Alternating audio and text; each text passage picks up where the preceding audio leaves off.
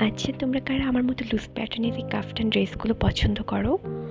আর এটা যদি হয় ফ্লোরাল প্রিন্টের এরকম সফট আর সুপার কমফোর্টেবল, তাহলে তো কোনো কথাই নেই।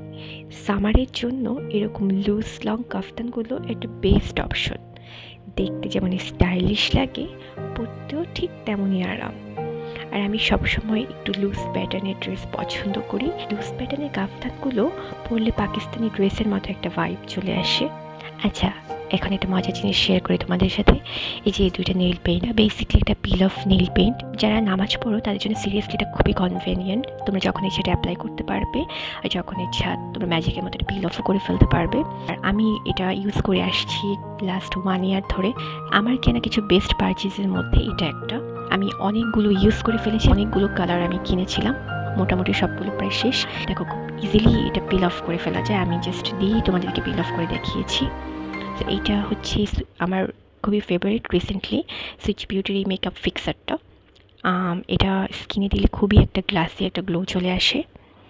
আর এটা হচ্ছে সুইচ বিউটির একটা প্রাইমার। তোমরা যারা একটু গ্লাসি স্কিন টাইপের বা কোরিয়ান মেকআপ ভাইব পছন্দ করো, খুবই সুন্দর একটা ডিউ একটা লুক দেয়। তারপর এই কনসিলারটা কিনেছি, প্রাইমারটার পর এই সামান্য একটু কনসিল করে দেন মেকআপ ফিক্সারটা দিলেই ব্যাস। আর এই লিপ অয়েলটা আমার যে কী পরিমাণে পছন্দ, লিটারেলি এটা আমার ডেইলি গো টু ফেভারিট।